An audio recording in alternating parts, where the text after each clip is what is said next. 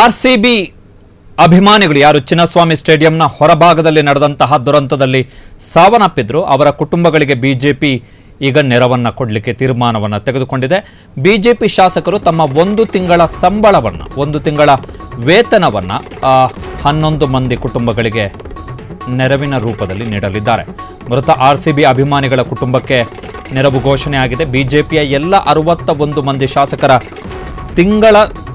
ಒಂದು ತಿಂಗಳ ಸಂಬಳವನ್ನು ನೀಡುವುದಕ್ಕೆ ನಿರ್ಧಾರವನ್ನು ಕೈಗೊಳ್ಳಲಾಗಿದೆ. ಮೃತರ ಕುಟುಂಬಗಳ ಮನೆಗೆ ತೆರಳಿ ನಾವು ಸಾಂತ್ವನವನ್ನು ಹೇಳ್ತೀವಿ, ಕಾಂಗ್ರೆಸ್ ಸರ್ಕಾರದ ವಿರುದ್ಧ ರಾಜ್ಯಾದ್ಯಂತ ಹೋರಾಟ ಮಾಡ್ತೀವಿ ಅಂತೇಳಿ ವಿರೋಧ ಪಕ್ಷದ ನಾಯಕ ಆರ್ ಅಶೋಕ್ ಅವರು ಇವತ್ತು ಘೋಷಣೆಯನ್ನು ಮಾಡಿದ್ದಾರೆ. ಬೆಂಗಳೂರಲ್ಲಿ ಇವತ್ತು ಬಿಜೆಪಿ ಪ್ರತಿಭಟನೆಯನ್ನು ಕೈಗೊಂಡಿತ್ತು. ಚಿನ್ನಸ್ವಾಮಿ ಸ್ಟೇಡಿಯಂನ ಹೊರಗಡೆ 11 ಮಂದಿ ಸಾವನ್ನಪ್ಪಿದ್ರು ಗೇಟ್ ನಂಬರ್ 7 ಬಳಿ. ಸೊ ಒಬ್ಬೊಬ್ಬ ಶಾಸಕರ ತಿಂಗಳ ಸಂಬಳ ಇರುವಂಥದ್ದು ಈಗ 80,000 ರೂಪಾಯಿ. 61 ಮಂದಿ ಶಾಸಕರ ತಿಂಗಳ ಸಂಬಳ 48,80,000 ರೂಪಾಯಿ ಆಗುತ್ತೆ. ಸೊ ಅಷ್ಟು ಮೊತ್ತವನ್ನು ಈಗ ಬಿಜೆಪಿ ಈ 11 ಕುಟುಂಬಗಳಿಗೆ ನೆರವಿನ ರೂಪದಲ್ಲಿ ಕೊಡಲಿಕ್ಕೆ ತೀರ್ಮಾನವನ್ನು ತೆಗೆದುಕೊಂಡಿದೆ. ಆರ್ ಅಶೋಕ್ ವಿರೋಧ ಪಕ್ಷದ ನಾಯಕರು ಇವತ್ತು ಇದಕ್ಕೆ ಸಂಬಂಧಪಟ್ಟ ಹಾಗೆ ಅಧಿಕೃತ ಘೋಷಣೆಯನ್ನು ಕೂಡ ಮಾಡಿದ್ದಾರೆ.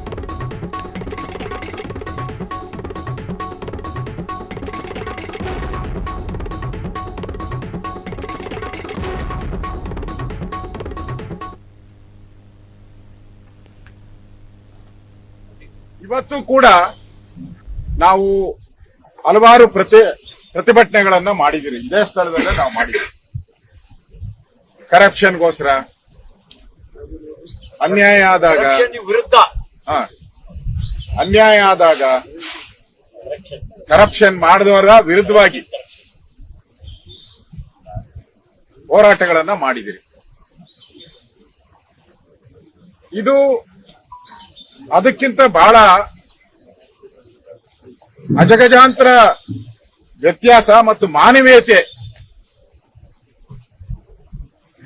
ಅಂಬೇಡ್ಕರ್ ಅವರ ಮತ್ತು ಮಹಾತ್ಮ ಗಾಂಧೀಜಿಯವರ ಸ್ಟ್ಯಾಚ್ಯೂ ಇದೆ, ಕೆಂಗಲ್ ಹನುಮಂತಯ್ಯನವರ ಸ್ಟ್ಯಾಚ್ಯೂ ಇದೆ.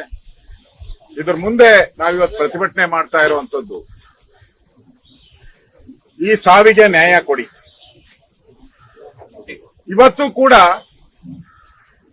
ಸತ್ತು 3-4 ದಿನ ಆದ್ರೂ ಕೂಡ ಅವರ ಕುಟುಂಬದವರ ರೋದನ, ಆ ಮಣ್ಣು ಮಾಡಿರೋ ಕಡೆ ಹೋಗಿ ಆ ರೋದನವನ್ನ ನಾವು ಮಾಧ್ಯಮದಲ್ಲಿ ನೋಡ್ತಾ ಇದ್ದಾರೆ. ಕರಳು ಕಿವುಚಿದಂಗ ಆಗ್ತದೆ. ನಮ್ಮ ಪೊಲೀಸ್ನು ಬಹಳ ಜನ ಇಲ್ಲಿದ್ದಾರೆ ನೋಡಿ. ಪೊಲೀಸರೆಲ್ಲ ಇಲ್ಲಿ ಇದ್ದಾರೆ. ನಾವೆಷ್ಟು ಜನ ಇದ್ದೀರಿ? ಒಂದ್ 40 ಜನ ಇದ್ದೀರಾ? 40 ಜನ ಇದ್ದೀರಿ ಪೊಲೀಸ್. ನಾವು 45 ಜನ ಇಲ್ಲಿರೋದು ನೋಡಿ. ಪೊಲೀಸರು ಒಂದ್ 150 ಜನ ಇದ್ದಾರೆ. ಒಂದ್ 4-5 ಬಸ್ಗಳು ತಂದಿದ್ದಾರೆ, ಗನ್ಗಳು ಇಟ್ಕೊಂಡ್ ಬಂದಿದ್ದಾರೆ, ಲಾಠಿಗಳು ಇಟ್ಕೊಂಡ್ ಬಂದಿದ್ದಾರೆ. ನಮ್ಗೆ ಈ ಏನೋ ಬೇವಸಿ ಸರ್ಕಾರ ಅಂತಾರೆ, ಏನಂತಾರ ನನ್ಗೆ ಗೊತ್ತಿಲ್ಲ, ದರಿದ್ರ ಸರ್ಕಾರ. ಈ ಪೊಲೀಸರನ್ನ ಅವತ್ತು ಅಲ್ಲಿ ಆಯೋಜನೆ ಮಾಡಿದ್ರೆ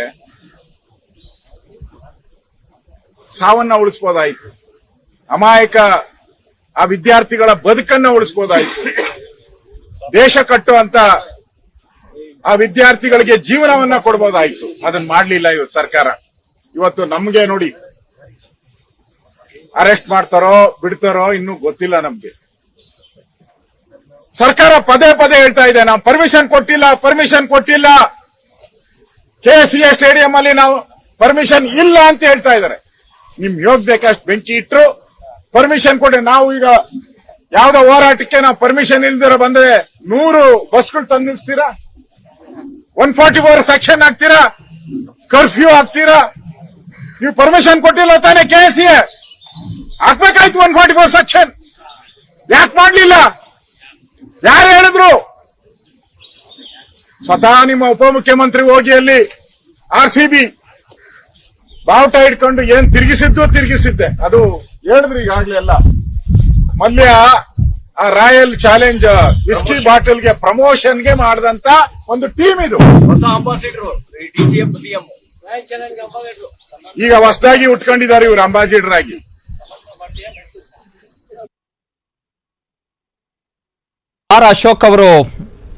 ಆರ್ ಅಶೋಕ್ ವಿರೋಧ ಪಕ್ಷದ ನಾಯಕರು, ಜೊತೆಗೆ ಸಿ ಟಿ ರವಿ ಅವರ ಧ್ವನಿ ಅಲ್ಲಿ ತುಂಬ ಜೋರಾಗಿ ಕೇಳಿಸ್ತಾ ಇತ್ತು. ಆರ್ ಅಶೋಕ್ ಅವರು ಕೂಡ BJPಯ ಶಾಸಕರು ಮತ್ತು MLCಗಳು ಇವತ್ತು ಪ್ರತಿಭಟನೆಯನ್ನು ಮಾಡಿದ್ದಾರೆ. ಅಲ್ಲಿ ಸ್ಕ್ರೀನಲ್ಲಿ ನೋಡ್ಬೋದು ನೀವು. ವಿರೋಧ ಪಕ್ಷದ ನಾಯಕರು ಜೊತೆಗೆ ವಿಧಾನ ಪರಿಷತ್ನಲ್ಲಿ ವಿರೋಧ ಪಕ್ಷದ ನಾಯಕರಾಗಿರುವಂತಹ ಛಲವಾದಿ ನಾರಾಯಣಸ್ವಾಮಿ ಅವರು ಕೂಡ ಇದ್ದಾರೆ.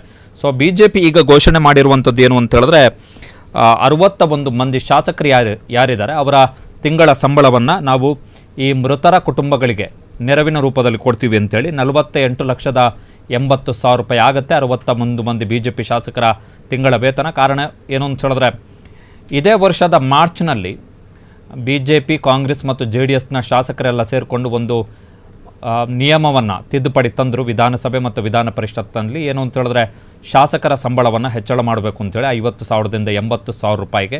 ಸೊ ಆ ಹೆಚ್ಚಳದ ಬಳಿಕ ಈಗ 80,000 ರೂಪಾಯಿಗೆ ಏರಿಕೆಯಾಗಿದೆ. ಆರ್ ಅಶೋಕ್ ಅವರು ಮಾತಾಡ್ತಾ ಇದ್ದಂತಹ ಸಂದರ್ಭದಲ್ಲಿ ಪ್ರಮುಖವಾಗಿ ಅಲ್ಲಿ ಅವರ ಬೈಟಲ್ಲಿ ಒಂದು ಟಂಗ್ ಟ್ವಿಸ್ಟ್ ಆಯ್ತು ಅವರಿಗೆ. ನಾವು ಭ್ರಷ್ಟಾಚಾರಕ್ಕೋಸ್ಕರ ಹೋರಾಟ ಮಾಡ್ತಾ ಇದ್ದೀವಿ ಅಂತೇಳಿ. ಆ ಸಂದರ್ಭದಲ್ಲಿ ಪಕ್ಕದಲ್ಲೇ ಇದ್ದಂತಹ ಮಾನ್ಯ MLC ಸಿ ಟಿ ರವಿ ಅವರು ಆರ್ ಅಶೋಕ್ ಅವರ ಆ ಪದ ಏನಿತ್ತು ಅದನ್ನು ಕರೆಕ್ಷನ್ ಮಾಡಲಿಕ್ಕೆ ಪ್ರಯತ್ನ ಪಟ್ಟರು, ಕರೆಕ್ಷನ್ ಮಾಡಿದ್ರು ಕೂಡ. ಜೊತೆಗೆ ಈ KSAಗೆ ಯಾಕೆ ಅನುಮತಿಯನ್ನು ಕೊಡದೆ ಹೋದರೂ ಕೂಡ ಯಾಕೆ ಅಲ್ಲಿ ಕರ್ಫ್ಯೂವನ್ನು ಹಾಕಲಾಗಲಿಲ್ಲ ಎನ್ನುವಂಥ ಪ್ರಶ್ನೆಗಳನ್ನೆಲ್ಲ ಆರ್ ಅಶೋಕ್ ಅವರು ಕೇಳ್ತಾ ಇದ್ದಾರೆ. ಹಾಗೆಲ್ಲ ಕರ್ಫ್ಯೂ ಹಾಕೋಕ್ಕಾಗಲ್ಲ. ನಿಷೇಧಾಜ್ಞೆ ಅಷ್ಟು ಸುಲಭದಲ್ಲಿ ಜಾರಿ ಮಾಡುವಂಥದ್ದು ಅಷ್ಟು ಸುಲಭದ ಕೆಲಸಗಳಲ್ಲ. ಅದು ಇನ್ ಕೇಸ್ ಆ ಥರದ ಅಭಿಮಾನಿಗಳು ಫ್ಲಡ್ ಆಗುವಂತಹ ಸಂದರ್ಭದಲ್ಲಿ ಆ ರೀತಿ ಸೆಕ್ಷನ್ಸ್ಗಳನ್ನೆಲ್ಲ ಜಾರಿ ಮಾಡೋಕ್ಕಾಗಲ್ಲ. ಬಟ್ BJPಗೆ ಪ್ರಮುಖ ಅಸ್ತ್ರವಾಗಿ ಈ ಘಟನಾವಳಿ ಏನಿದೆ ಅದು ಸಿಕ್ಕಿರುವಂಥದ್ದು. ಪ್ರಶ್ನೆ ಇಷ್ಟೇ, ಈಗ ಹೊಸದಾಗಿ ಬಂದಿರತಕ್ಕಂಥ ಕೆಲವೊಂದಿಷ್ಟು ಡಾಕ್ಯುಮೆಂಟ್ಗಳ ಆಧಾರದಲ್ಲಿ ಹೇಳೋದಾದರೆ ವಿಧಾನಸೌಧದ ಮೆಟ್ಟಿಲು ಮೇಲೂ ಕೂಡ ಸಂಭ್ರಮಾಚರಣೆಗೆ ಅಥವಾ RCB ಅವರ ಸನ್ಮಾನಕ್ಕೆ ಪೊಲೀಸರು ಒಪ್ಪಿಗೆಯನ್ನು ಕೊಟ್ಟಿರಲಿಲ್ಲ. ಕಾರಣ ಏನು ಅಂತ ಹೇಳಿದ್ರೆ ಟೈಮ್ ಬೇಕು ನಮಗೆ, ಕನಿಷ್ಠ 2 ಗಂಟೆ ಟೈಮ್ ಬೇಕು. ವೇದಿಕೆ ಸದೃಢವಾಗಿದೆಯಾ, ವೇದಿಕೆಯನ್ನು ಸಿದ್ಧಪಡಿಸ್ಕೊಂಡಿದ್ದಾರಾ, ಅಥವಾ ಅದಕ್ಕೆ ಬೇಕಾದಂಥ ವಿದ್ಯುತ್ ಸಂಪರ್ಕಗಳು ಮತ್ತು ಭದ್ರತಾ ವ್ಯವಸ್ಥೆಗಳು, CCTV ಅಳವಡಿಕೆ, ಜೊತೆಗೆ ವೇದಿಕೆಯ ಬಗ್ಗೆ ಲೋಕೋಪಯೋಗಿ ಇಲಾಖೆ ಅಧಿಕಾರಿಗಳು ಬಂದು ಟೆಸ್ಟ್ ಮಾಡಬೇಕಿತ್ತು. ವಿದ್ಯುತ್ ಸಂಪರ್ಕದ ಬಗ್ಗೆ ಲೋಕೋಪಯೋಗಿ ಇಲಾಖೆ ಅಧಿಕಾರಿಗಳು ಬಂದು ಟೆಸ್ಟ್ ಮಾಡಬೇಕಿತ್ತು. ರಾಜ್ಯಪಾಲರು ಮತ್ತು ಮುಖ್ಯಮಂತ್ರಿಗಳು ಪಾಲ್ಗೊಂಡಿದ್ದಂತಹ ಕಾರ್ಯಕ್ರಮ. ಹೀಗಾಗಿ ಅಲ್ಲಿ ಯಾವುದೇ ಇತರ ಅಹಿತಕರ ಘಟನೆಗಳು ನಡೆಯದ ಹಾಗೆ ಏನೆಲ್ಲ ಮುನ್ನೆಚ್ಚರಿಕಾ ಕ್ರಮಗಳನ್ನು ಕೈಗೊಳ್ಳಬೇಕು ಅದನ್ನು ಪರೀಕ್ಷೆ ಮಾಡುವುದಕ್ಕೆ, ಅದನ್ನು ತಪಾಸಣೆ ಮಾಡುವುದಕ್ಕೂ ಕೂಡ ಪೊಲೀಸರಿಗೆ ಟೈಮ್ ಬೇಕಿತ್ತು. ಆದರೆ ಅದ್ಯಾವ ಟೈಮನ್ನು ಕೊಡದೆ ಸರ್ಕಾರ ವಿಧಾನಸೌಧದ ಮೆಟ್ಟಿಲಲ್ಲಿ ಕಾರ್ಯಕ್ರಮವನ್ನು ಆಯೋಜನೆ ಮಾಡಿತು. ವಿಧಾನಸೌಧದ DCP ಅವರು ಆಡಳಿತ ಮತ್ತು ಸಿಬ್ಬಂದಿ ಮತ್ತು ಆಡಳಿತ ಸುಧಾರಣಾ ಇಲಾಖೆಯ ಮುಖ್ಯ ಕಾರ್ಯದರ್ಶಿ ಸತ್ಯವತಿ ಅವರಿಗೆ ಬರೆದಂತಹ ಪತ್ರದಲ್ಲಿ ಸ್ಪಷ್ಟವಾಗಿ ಹೇಳಿದ್ದಾರೆ, ಈಗ ಬಂದೋಬಸ್ತ್ ಮಾಡುವಂಥದ್ದು ಕಷ್ಟ, ಬೇರೆ ಬೇರೆ ಕಡೆಯಿಂದ ನಾವು ಪೊಲೀಸರನ್ನು ಕರ್ಕೊಂಡು ಬರಬೇಕಾಗತ್ತೆ. ವಿಧಾನಸೌಧದ ಎದುರುಗಡೆ ಕಾರ್ಯಕ್ರಮ ಮಾಡುವಂತಹ ಸಂದರ್ಭದಲ್ಲಿ ವಿಧಾನಸೌಧದ ಠಾಣೆ ಏನಿದೆ ಅಲ್ಲಿ ನಮಗೆ ಅಷ್ಟು ಪೊಲೀಸ್ ಕೆಪಾಸಿಟಿ ಇಲ್ಲ, ನಾವು ಬೇರೆ ಕಡೆಯಿಂದ ಬರಬೇಕು. ಜೊತೆಗೆ ವಿಧಾನಸೌಧದ ಎದುರು ಕಾರ್ಯಕ್ರಮ ಅಂತ ಹೇಳಿದ್ರೆ ಸಹಜವಾಗಿ ಹೈಕೋರ್ಟ್ ಮುಂಭಾಗ ಮತ್ತು ಹೈಕೋರ್ಟ್ ಮತ್ತು ವಿಧಾನಸೌಧದ ಮಧ್ಯದ ರಸ್ತೆ ಏನಿದೆ ಅಲ್ಲಿ ಸಹಜವಾಗಿ ಟ್ರಾಫಿಕ್ ಆಗುತ್ತೆ. ಅದು ಕಂಪ್ಲೀಟ್ಲಿ ದೊಡ್ಡ ಕನೆಕ್ಟೆಡ್ ರಸ್ತೆ ಆಗಿರೋದ್ರಿಂದ ದೊಡ್ಡ ಮಟ್ಟದಲ್ಲಿ ಟ್ರಾಫಿಕ್ ಜಾಮ್ ಆಗುತ್ತೆ. ಆ ಸಂದರ್ಭದಲ್ಲಿ ಅದನ್ನು ಮ್ಯಾನೇಜ್ ಮಾಡಿಕೊಳ್ಳಿಕ್ಕೆ ನಾವು ಬೇರೆ ಕಡೆಯೆಲ್ಲ ಇನ್ಸ್ಟ್ರಕ್ಷನ್ಸನ್ನು ಕೊಡಬೇಕು. ಬೇರೆ ರೋಡ್ ಬ್ಲಾಕ್ ಮಾಡುವಂಥದ್ದು ಇರ್ಬೋದು ಅಥವಾ ಡೈವರ್ಷನ್ ಮಾಡುವಂಥದ್ದು ಇರ್ಬೋದು. ಇದಕ್ಕೆಲ್ಲ ಒಂದು ಪ್ಲಾನ್ಗೆ ಕನಿಷ್ಠ 2 ಗಂಟೆ ಟೈಮ್ ಬೇಕು ಎನ್ನುವಂತಹ ಪ್ರಸ್ತಾಪವನ್ನು ವಿಧಾನಸೌಧದ DCP ಅವರು ಕೊಟ್ಟಿದ್ರು. ಆದರೆ ಅದು ಯಾವುದನ್ನು ಕೂಡ ಸರ್ಕಾರ ಕೇಳದೆ ವಿಧಾನಸೌಧದ ಮೆಟ್ಟಿಲಿನಲ್ಲಿ ಕಾರ್ಯಕ್ರಮವನ್ನು ಆಯೋಜನೆ ಮಾಡಿತು. RCB ಅಭಿಮಾನಿಗಳ ಸಾವಾಗಿದ್ದಂಥದ್ದು ಚಿನ್ನಸ್ವಾಮಿ ಸ್ಟೇಡಿಯಂನ ಗೇಟ್ ನಂಬರ್ 7 ಎದುರುಗಡೆ. ಅದಕ್ಕೆ ಮುಖ್ಯವಾಗಿ ಕಾರಣಕರ್ತರು ಕರ್ನಾಟಕ ಕ್ರಿಕೆಟ್ ಅಸೋಸಿಯೇಷನ್ ಮತ್ತು RCBA ನೇರವಾಗಿ ಕಾರಣಕರ್ತರು.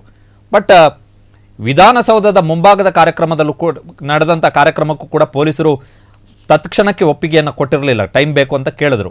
ಸೊ ಈಗ ಅಲ್ಲೂ ಕೂಡ ತಲೆದಂಡ ಆಗಬೇಕು. ಕೇವಲ ಪೊಲೀಸ್ ಅಧಿಕಾರಿಗಳನ್ನು ಅಮಾನತು ಮಾಡಿದ್ರೆ ಸಾಕಾಗಲ್ಲ. IAS ಅವರೇನು ಆಕಾಶದಿಂದ ಬಿದ್ದಿರಲ್ವಲ್ಲ.